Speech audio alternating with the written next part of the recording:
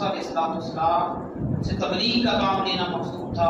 مانے یا نہ مانے، اس میں نبی کی جو نبوت ہوتی ہے، نبی کا جو وعد ہوتا ہے، نبی کی جو نصیحت ہوتی ہے، نبی جو منذر بن کے آتا ہے، ڈرانے والا بن کے آتا ہے آخرت کے عذاب سے، حضرت موسیٰ علیہ السلام میں بڑی توجہ کی کہ کسی بھی طرح سے بنی اسرائیل خصوصاً فرعون جو ہے وہ راہ راست پہ آ جائے، لیکن جس کی قسمت میں ہدایت نہ ہو وہ ہدایت یافتہ نہیں ہو سکتا. یہ سارا تذکرہ کرنے کے بعد اب اللہ شریک حیات بعد الموت کو ذکر فرما رہا ہے.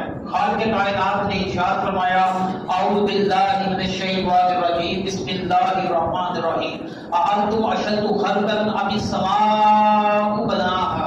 اللہ شریف نے فرمایا انسان کا بنانا زیادہ شدید ہے، سخت ہے یا کہ آسمان دنیا کا. یقیناً آسمان دنیا کا بنانا زیادہ سخت ہے. اللہ شریف نے یہی سوال رکھا کہ جو آسمان بنانے پر قادر ہے وہ انسان کو دوبارہ مردہ سے زندہ حالت میں کرنا تو بڑا آسان کام ہے اس خالق کائنات کے لیے. اس خالق کے لیے مردے کو زندہ کرنا بڑا آسان کام ہے. یہ دیکھیں آسمان دنیا کی تخلیق کتنی مشکل ہے، لیکن اللہ کے لیے یہ بھی مشکل نہیں ہے. تو انسان کی پیدائش کیوں کر دوبارہ اس کا اٹھنا اٹھا دینا اور اللہ شریک نے دوبارہ جیسا کہ زندہ کرنا ہے مردوں کو، تو یہ خالق کے کائنات کے لیے کوئی بڑی چیز نہیں ہے کہ انسان کی تخلیق شدید تر ہے. یا کہ دیکھو آسمان دنیا کو اللہ تعالیٰ نے بنا، جس اللہ نے آسمان دنیا کو بنا دیا ہے اس کے لیے دوبارہ انسان کو زندہ کرنا محال نہیں ہے، مشکل نہیں ہے، بڑا آسان کام ہے خالق کائنات کے لیے. رفع سمکہا فسواہا، اللہ شریف نے آسمان دنیا کی چھت کو بلند فرمایا اور اس کو صحیح بنایا، اس کو درست بنایا. اس میں کوئی کجر بھی نظر نہیں آتی، اس میں ایسی چیز نظر نہیں آتی کہ انسان دیکھے کہیں اس میں اتار چڑھاؤ نظر آتا ہے. جب آسمان دنیا کی طرف انسان نظر دوڑاتا ہے ایک سا اس کو آسمان نظر آتا ہے. تو یقیناً خالق کائنات کی تخلیق کا ایک شاہکار ہے آسمان دنیا، جس کا اللہ تعالیٰ نے ذکر کیا، اس کی بلندی کا ذکر کیا اور اس کی چھت کا ذکر کیا اور اس کو درست بنانے کا اللہ تعالیٰ نے ذکر فرمایا. باقاعدہ نہیں رہا وہاں خراجہ تو اور اسی سے اللہ شریف نے اس کی جو رات ہے اس کو طریق بنایا ہے اور جو اس کا دن ہے اس کو روشن بنایا ہے. اور تاریکی دور کرنے کے لیے اللہ شریف نے چاند کا اہتمام فرمایا، تاروں کا اہتمام فرمایا اور دن کے اجالے کے لیے اللہ شریف نے سورج کا اہتمام فرمایا. جب آسمان دنیا کو دیکھا جاتا ہے یہ بہت بلند چیز ہے، جب زمین کو دیکھا جاتا ہے یہ پست چیز ہے. بعد اللہ تعالیٰ نے زمین کو پھیلا دیا، زمین کو بچھا دیا. دیکھیں اللہ شریف نے زمین کو کیسا پھیلایا ہے، کیسا بچھایا ہے کہ اللہ تعالیٰ کا حسن اس کے اندر بھی نظر آتا ہے. اخرج منها ماءها ومرعاها، اللہ تعالیٰ نے زمین سے پانی پیدا فرمایا، چشمے پھوٹ پڑتے ہیں اور اللہ تعالیٰ نے اس سے چارہ پیدا فرمایا. انسانوں کے لیے بھی خوراک ہے، جانوروں کے لیے بھی خوراک ہے، اشیاء الارض کے لیے بھی اللہ تعالیٰ نے اس کے اندر سے خوراک کا اہتمام رکھا ہے. دیکھیے انسان جو جاندار ہے وہ پانی بھی استعمال کرتا ہے، جو زمین کی پیداوار ہے وہ بھی کھاتا ہے. اس سے انسان بھی فائدہ اٹھا رہے ہیں اور جانور بھی اس سے فائدہ اٹھا رہے ہیں. تو اللہ تعالیٰ نے جو پانی کو پیدا فرمایا تو پانی کا برکت جو ہے یہ ایک زمین بھی ہے. یہ زمین سے اللہ تعالیٰ چشموں کو جاری و ساری فرماتا ہے اور اس سے مخلوق جو ہے وہ سیراب ہوتی ہے. والجبال ارساہا، اور اللہ تعالیٰ نے پہاڑوں کو نصب فرما دیا. یہ پہاڑ نہ ہوتے تو زمین تھر تھراتی. اللہ شریف نے ان پہاڑوں کو زمین پہ گاڑ دیا تاکہ زمین ساکن نظر آئے، تاکہ تم آسانی کے ساتھ چل پھر سکو. اگر ایسا نہ ہوتا تو انسان اس کے اوپر چل پھر نہیں سکتا تھا. بتا اللہ تم والی انعامی کو، اور اس میں تمہارے لیے بھی فائدہ ہے اور تمہارے جو چار پانچ والے جانور ہیں مویشی جو ہوتے ہیں جن کو پنجابی میں ڈنگر کہا جاتا ہے، اور اس میں اللہ تعالیٰ نے تمہارے لیے بھی فائدہ رکھا ہے، تمہارے مویشیوں کے لیے بھی اللہ شریف نے فائدہ رکھا. فَإِذَا جَاءَتِ الطَّامَّةُ الْكُبْرَىٰ، جب آئے گی بہت بڑی آفت، سب سے بڑی آفت قیامت کی آنے والی ہے. اور اس دن کا حال اللہ تعالیٰ نے ذکر فرمایا، یوم یتذکر الانسان ما سعی، جب انسان یاد کرے گا اپنی کوشش کو، انسان نے جو دنیا میں کیا ہوگا اچھا کام وہ ذہن میں دوڑانے کی کوشش کرے گا کہ میں نے خیر کے کام کون سے کیے، کیا میں نے ایسے کام کیے ہیں کہ آج میری نجات ہو جائے. ان میں غور و فکر کرے. وَقُبْرِزَتِ الْجَحِيمُ لِمَن يَرَىٰ، اور ہر دیکھنے والے کے لیے جہنم کو ظاہر کر دیا جائے گا. ہر شخص جہنم کو دیکھ سکے گا. یہ اللہ وحدہ لا شریک نے جنت کا جو حضور ہے یہ جہنم کے اوپر کچھ خیال رکھا ہے، اس سے گزر کے جانا ہے، پھر آگے جنت ہے.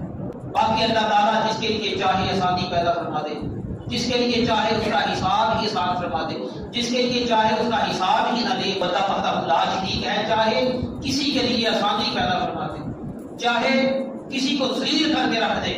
تو اللہ تعالیٰ سے دعا کیا کرے، دعا مانگا کرے کہ باری تعالیٰ قیامت کے دن کی ذلت سے ہم سب کو محفوظ رکھے. وہ ایسا دن ہے جب جہنم سامنے کر دی جائے. فَأَمَّا مَن طَغَىٰ، بس وہ یاد کرے گا اپنی سرکشی. وَآثَرَ الْحَیَاةَ الدُّنْیَا، اور اس نے ترجیح دی دنیا کو آخرت پر. یہ بھی دیکھے گا دنیا کو میں نے ترجیح دی تھی. اس حدیث کے روایت فرمانے والے حضرت عبداللہ ابن عمر ہیں. حضرت عمر فاروق رضی اللہ تعالیٰ کے صاحبزادے کو بیان فرماتے ہیں کہ حضور اکرم صلی اللہ علیہ وآلہ وسلم نے میرے کندھے پہ ہاتھ رکھا. میرے کندھے پہ ہاتھ رکھ کے مدینے کے تاجدار حضور اکرم صلی اللہ علیہ وآلہ وسلم نے فرمایا دنیا میں اس طرح رہو جس طرح مسافر ہوتا، یا دنیا میں اس طرح رہو جیسے کوئی راستہ عبور کرنے والا ہوتا ہے. ہست دنیا پر مثال کنترا، کہ جو دنیا کی مثال ہے وہ ایک پل کی طرح ہے. جب اس سے چڑھتے ہیں دوسری طرف سے اتر جاتے ہیں. تو یہ دنیا بھی اسی طرح ختم ہونے والی ہے. دنیا لمبی چوڑی نہیں ہے. تو اس حدیث پاک کو امام بخاری کے اندر ان کے علاوہ اور بھی محدثین نے اس حدیث پاک کا ذکر خیر فرمایا ہے. اور اس حدیث پاک کا مفہوم حضرت علی المرتضیٰ شیر خدا رضی اللہ تعالیٰ نے بیان فرمایا. حضرت علی المرتضیٰ شیر خدا رضی اللہ تعالیٰ نے فرمایا دنیا پیٹ پھیر کے جا رہی ہے، اور جو آخرت ہے وہ تمہارے سامنے آ رہی ہے. تم آخرت کے بیٹے بنو، سو تم اس کے بیٹے بنو، یعنی آخرت کے بیٹے بن جاؤ. آج عمل کی جگہ ہے، حساب نہیں ہے. کل حساب ہوگا، عمل نہیں ہوگا. یہ حدیث امام بخاری کے اندر ذکر فرماتے ہیں. دنیا کی زندگی جو ہے یہ عارضی ہے. دنیا شیطان کی دکان ہے، اس میں سے جو بھی چراؤ گے وہ پکڑ لے گا، تمہیں ہلاک کرتا چلا جائے گا. فَإِنَّ الْجَحِيمَ هِيَ الْمَأْوَىٰ، بس دوزخ ہی ان کا ٹھکانہ ہے. ان کا جو ٹھکانہ ہوگا وہ دوزخ ہوگا. اور دوزخ کی جو آگ ہے دنیا کے مقابلے میں 70 گنا زیادہ ہوگی. حدیث پاک کو بیان فرمانے والے حضرت ابو ہریرہ رضی اللہ تعالیٰ عنہ وہ بیان فرماتے ہیں دنیا کی آگ کا 70واں حصہ یعنی 70 گنا زیادہ دوزخ کی آگ شدید ہوگی. لیکن دنیا کی آگ کے سامنے ہم کھڑے نہیں ہو سکتے. تو قیامت کے دن ہمارے اندر کون سی کرامت ایسی پیدا ہو جائے گی کہ جب اس آگ کا ہم سامنا کر سکیں. تو یقیناً انسان کے بس کی بات نہیں ہے، انسان کے اختیار میں یہ نہیں ہے. وَأَمَّا مَنْ خَافَ مَقَامَ رَبِّهِ وَنَهَى النَّفْسَ عَنِ الْهَوَىٰ، اور بہرحال جو اپنے رب کے حضور کھڑا ہونے سے ڈرا اور اس نے اپنے نفس اور خواہشات کو دفن کر دیا، اپنے نفس کی خواہشات سے رکا، باز رہا. فَإِنَّ الْجَنَّةَ هِيَ الْمَأْوَىٰ، اور اس کا جو ٹھکانہ ہے جنت ہے. مأویٰ جو ہے اس کا ٹھکانہ جو ہے وہ ایسی جنت ہے. اور جنت کا حسن خود اپنی مثالات ہے. جنت کا لغوی معنی ڈانپنا ہے. اللہ تعالیٰ نے جنت کو اپنی رحمتوں سے ڈانپ رکھا ہے. حضرت عمر فاروق رضی اللہ تعالیٰ کا زمانہ ہے. ایک نوجوان تھا، اسے ایک عورت نے بلایا، زنا کی دعوت دی کہ میرے ساتھ بدکاری کرو. تو اس کے جسم میں لرزہ پیدا ہو جاتا ہے خوف کی وجہ سے. اس نے کہا میں اللہ تعالیٰ سے ڈرنے والا ہوں. لرزہ پیدا ہو گیا اور ڈرتے ڈرتے ڈرتے اس پر حالت ایسی ہو گئی، کب کبھی تاری ہو گئی. اور یہ کب کبھی اس کی آخری ثابت ہوئی، اس کی روح ہوئی آفرین کے حوالے ہو گئی، اس کا انتقال ہو گیا.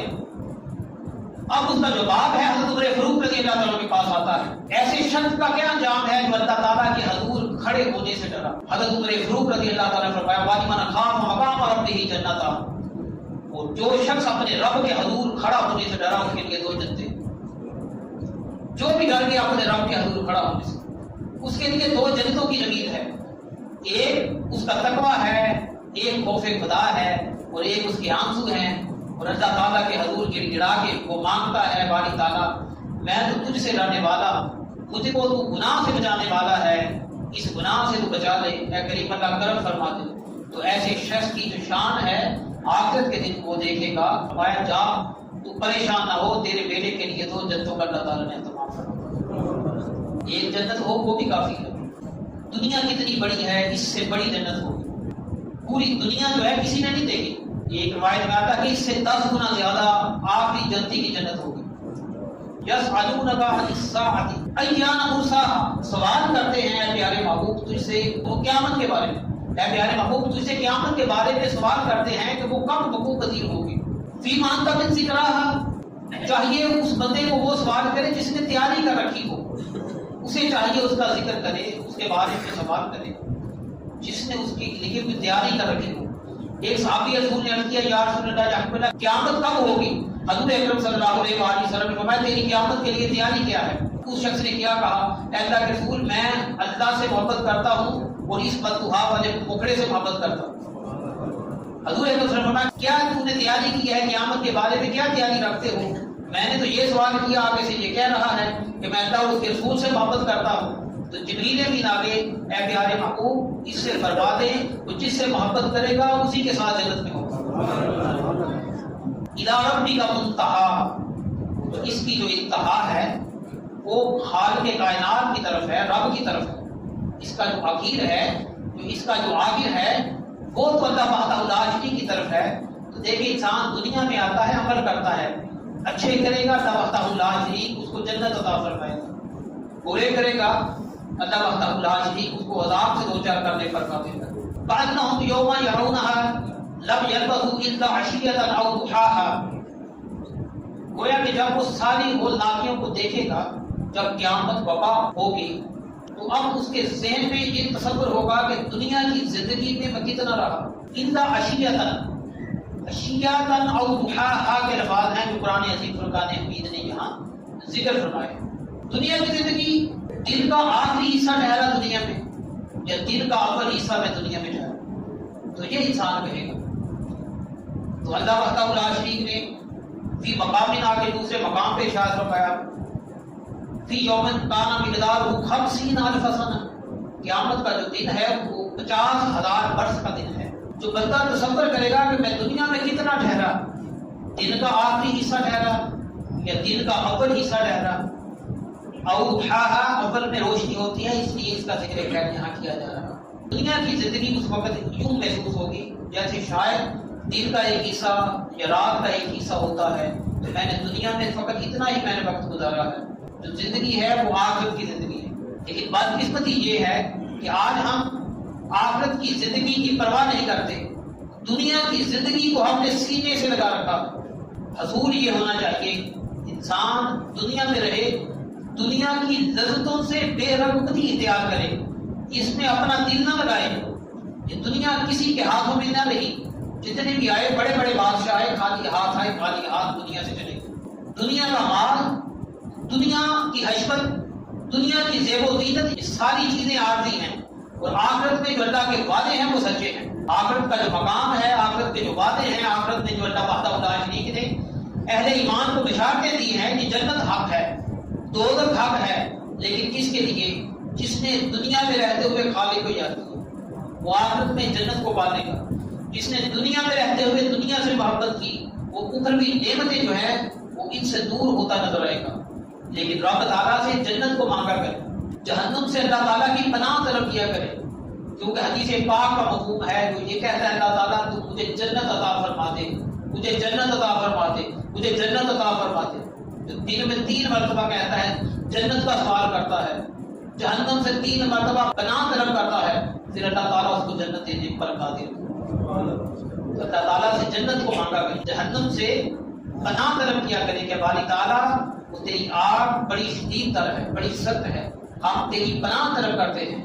تو اعوذ باللہ من الشیطان الرجیم اس کا بھی جو ترجمہ ہے میں پناہ طلب کرتا ہوں. بعض بچوں سے سنا وہ کہتے ہیں پناہ طلب کرتا ہوں شیطان سے.